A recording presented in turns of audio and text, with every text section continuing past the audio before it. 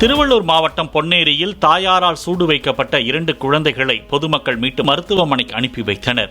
சொல் பேச்சு கேட்காததால் குழந்தைகளுக்கு சூடு வைத்ததாக தாயார் சத்யா தெரிவித்த நிலையில் அவரையும் அவரது 2வது கணவரான அன்பரசனையும் காவல் நிலையத்துக்கு அழைத்துச் சென்ற போலீசார் விசாரித்து வருகின்றனர்.